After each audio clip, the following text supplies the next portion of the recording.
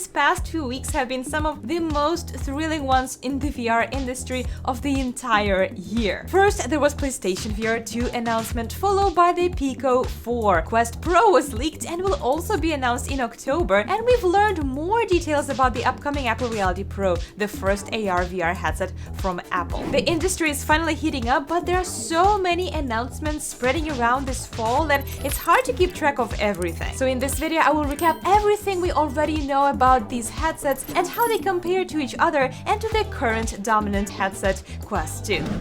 In the recent Pico announcement, we found out that the 128GB version will go for €429 and 256GB for €499. That's actually even cheaper than what the price for Quest 2 is right now. Pico 4 will be released in certain countries in Europe and Asia, but currently they do not release in the US. It's quite disappointing because being based in the US, I haven't had a chance to put my hands on it yet, but I do know that the release in the US is being planned and I'm in communication with the Pico team, so hopefully when there is a chance I finally will be able to review it much closer. It's interesting how Pico 4 seems to be filling the gaps where Meta is either not selling or it is being banned. Perhaps that's why Pico is first releasing in the areas where Meta Quest 2 is not yet the most dominant headset, and they're trying to gain that market and the consumer base and maybe produce more content in their store before they're ready to go into full-on competition with Quest 2. There are some speculations about the price ranges of the other headsets that either come from the historical data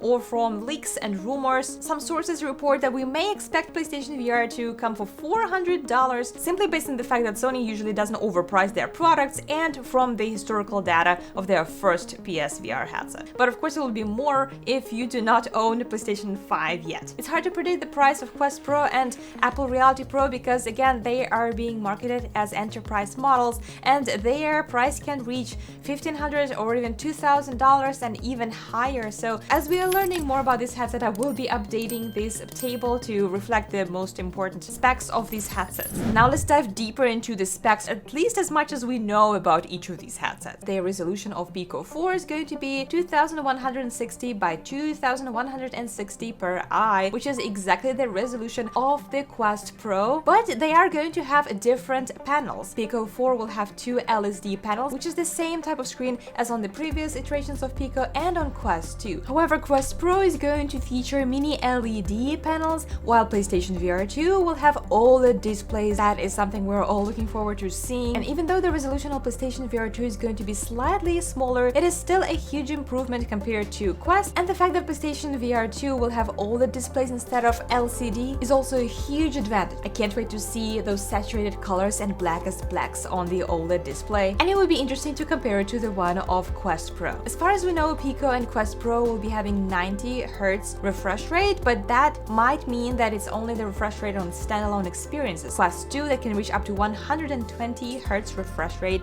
when playing PC VR games, and on PSVR 2 it's going to be up to 120 Hz natively. Both Pico 4 and PlayStation VR 2 are reported to have very similar FOVs, at least that's what they're reporting. We of course will need to measure that. Both of these are great improvements coming from Quest 2 with 90 degrees FOV, but we don't have that information neither on Quest Pro nor on Apple yet. Something exciting that's coming to these headsets is the built-in eye tracking. While this is something that we did not see in Quest 2, it is a feature that is being promoted in Pico 4, but not in the basic version, only in the enterprise version. The trick here is that we don't know how much that will cost, so whatever that enterprise version is and how many features it's going to pack, it's not going to be as cheap as the basic version. It was super exciting to see the eye tracking feature on the PS2 headset because you could see that it's being natively integrated with some of the games even. They're giving developers the ability to incorporate this feature in their gameplay. Say in this game to select a weapon and it just looks so futuristic, and of course it's going to have full video rendering that works so seamlessly that you cannot even notice it,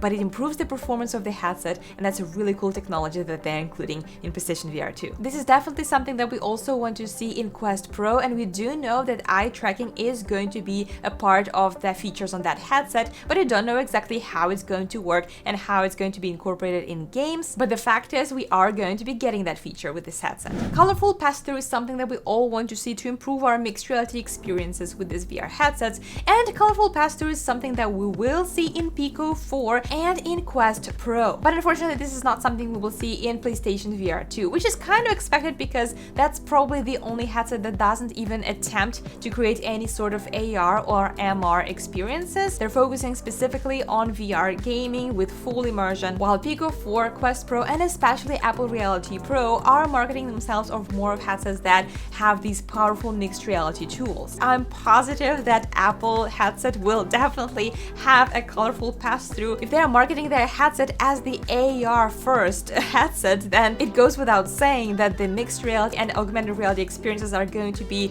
the main focus of this headset.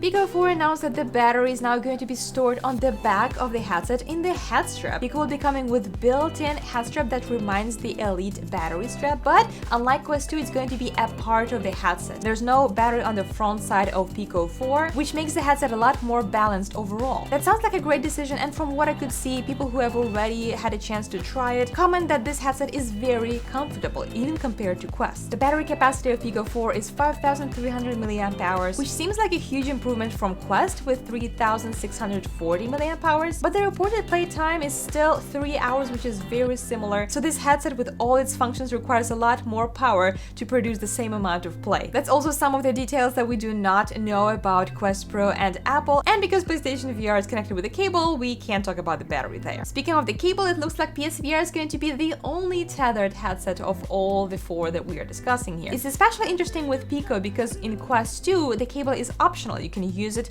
if you want to have a cabled connection to play PC VR games, or you can connect it to Airlink and play wirelessly. But with Pico 4, there is no option for a cable anymore. You can either use your home connection with built-in Wi-Fi 6 that's on Pico 4, or you can buy this additional dongle that's sold separately that you can connect to your computer and ensure that you have a reliable wireless connection. Quest Pro is also going to be a standalone headset that can be connected to computer. But for now, we don't know whether it will support both tethered and wireless connections like Quest 2, or whether it will only have the wireless connection option like on Pico 4. The Apple headset will be wireless as well, but there's just so little that we know about it yet. There are so many gaps that we'll need to fill. Just really looking forward to see what that headset's gonna be like. As for the content, of course, Quest 2 is the king here, having thousands of apps on their store, which include App Lab games. This is something that Pico is struggling with, but they're doing their best to include as many apps in their store as they can, and not just any apps. There are quite a few titles from the official Oculus store, but for now, at launch, it's going to include 160 games. PSVR 2, of course, does not support any of the Steam VR games, but they will have their own library. And for now, we have seen or have heard of around 20 confirmed and rumored games that will come with PlayStation VR 2. Sadly, those games also will not be backwards compatible with PlayStation VR 1. It's not nearly as impressive as the library on Quest 2 or even on Pico 4, but we are speaking about Sony here. And the games that we will see on PlayStation VR 2 are going to be completely different level. And it looks like they are going for quality rather than quantity here, which I really appreciate. I would rather have a fully optimized games that are taking full advantage of all the new features